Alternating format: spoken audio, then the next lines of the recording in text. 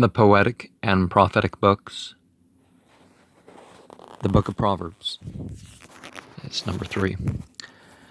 Among us, the general meaning of the word proverb is a pithy,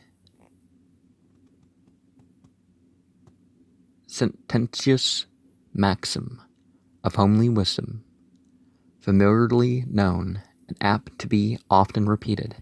In the Hebrew and other Oriental communities, it had a somewhat wider signification.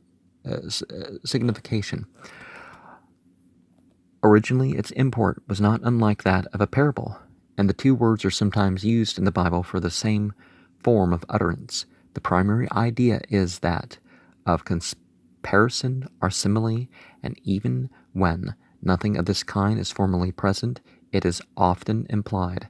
Thus, in the book before us, we have such expressions as a merry heart doth good, like a medicine.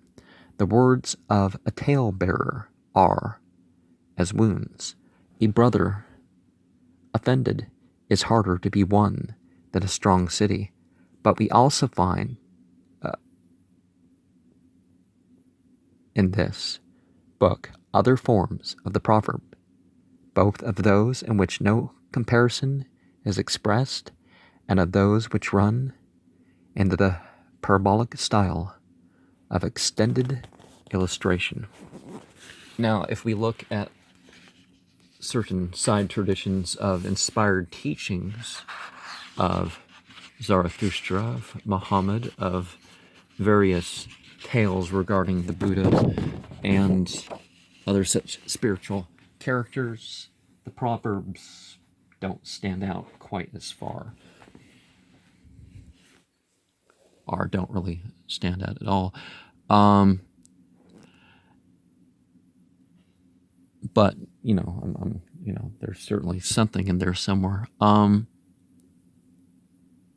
it stands out compared to certain other text sets for certain completely secular proverbs. But there is also another meaning of the term proverb, a frequent use in the Bible, but which hardly applies to anything in this collection.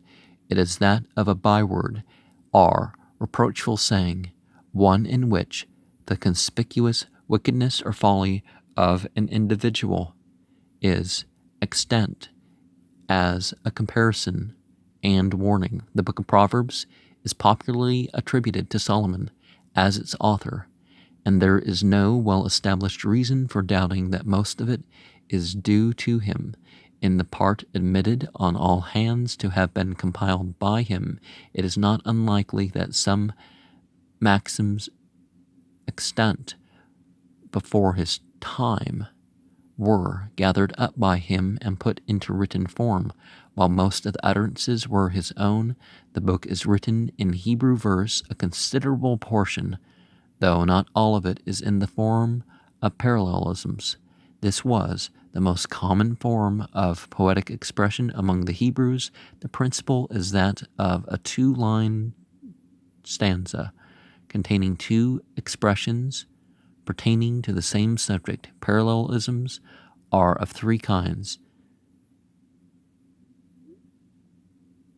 synonymous, in which the same thought is presented in different words, as what is man that thou art mindful of him, and the Son of Man that thou visitest him. Psalm 8, verse 4. He that loveth pleasure shall be a poor man. He that loveth wine and oil shall not be rich. Well, depends on what oil. Well, if by oil they mean some sort of drug or something, it can hold you back from stuff. But they do say that some drug addicts earn more on average, but then they're not rich with this. Like, what's earning twice what people earn if you're like living like you're impoverished just for your drug, and pleasure if you're seeking out horrors or something, but love the pleasure of life. I don't see what problem is there. Psalm 84. Anyways. So Proverbs 21:17. Antithetic, where the former member is illustrated by some opposition of thought, and the second as, it is an honor for a man to cease from strife, but every fool will be meddling. Proverbs 20, verse 3. A wise son heareth his father's instruction, but a scorner heareth not rebuke. 13, verse 1. And definitely there's something for listening, but not everything is stuff that you should, someone gives you advice, it doesn't mean it's the best advice. But a prudent man foreseeth the evil and hideth himself, but the simple pass on and are punished. 22:3. Antithetic are epithetic, in which the second number, instead of repeating the first or giving the obverse of it, adds something to it, as, he appointed the moon for seasons, the sun knoweth his goings down. Psalms 104, verse 19. There are some parts of the book which are cast in none of these forms, yet this versification is everywhere maintained. There are 4 distinct divisions of the book as follows. Chapters 1 through 9. In this, the style is hortatory, as of an elder to a younger person, as indicated in the repeated expression, my son. The instructions conveyed are consecutive and continued through extended passages. Though the imagery is highly poetic, and the parallelisms are frequent. Chapters 10 through 22. These form the nucleus or kernel of the book, and consist apparently of utterances by a single author, who with the outlet is announced to be Solomon. 10:1. Here almost every verse is independent. There is no consecutive thought, and generally each verse might stand anywhere else, as well as in its present connection. There is a kind of appendix to this division, 22:18 through 24, which is sometimes reckoned as a division by itself. This is, again, partially hortatory. Hortatory. Yeah. Horatio's like a name, isn't it? And for many of the exhortations, reasons are assigned. Chapters 25 through 29 purport to be a collection of Proverbs of Solomon copied in the time of Hezekiah from some existing writings. The probability is that these were written or collected by Solomon, but not arranged at the time of his death.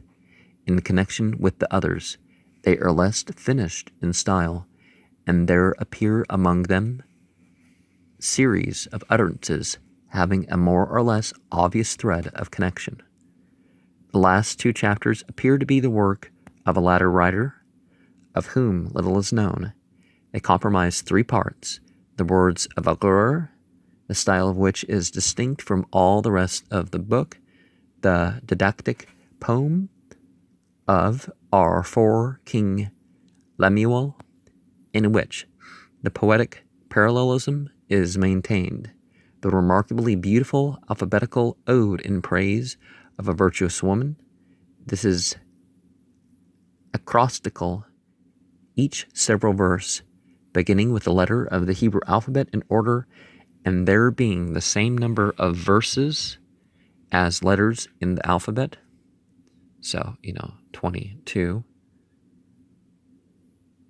The book, and perhaps you could make a tarot deck where the trumps infuse that.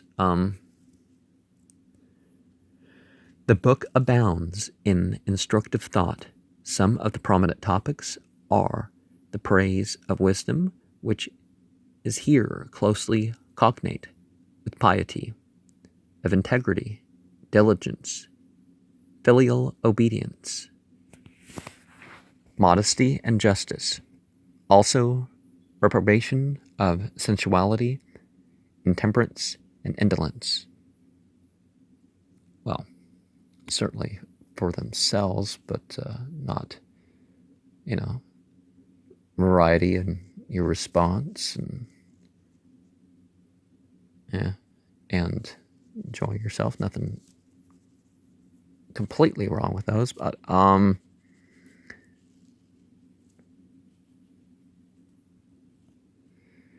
meaning of the term proverb. By whom is most of the book supposed to have been written? Character and style of its composition. What is meant by parallelisms? Give examples of synonymous parallelisms of other than those in the introduction, of antithetical parallelisms. One of the things about Chinese culture that I think in some ways Confucius, Confucius stepped away from a little bit. The extremes of filial piety. So, what are the boundaries of what you should be doing for family and family honor and all that? Give the general divisions of the book. How does this first division differ from the second? We do see biblically some of the things there. Mention the particular distinctions of the others. What are some of the prominent topics of the book? What is meant by wisdom as used here? How can you show how it is closely allied to religion? Point out any passage in which the intimate relation is seen. What remarkable and sustained personification do you find in 8, verse 12 through 36? Find as many passages as practicable which speak of the rewards of virtue and piety. See, that's the difference you find in spiritual texts, is a focus on good deeds and good beliefs and stuff rather than just something practical. They can combine in one, hopefully. Cite some passages which show the evils of sloth or indolence, of wine drinking and drunkenness, of tale-bearing, of family contention.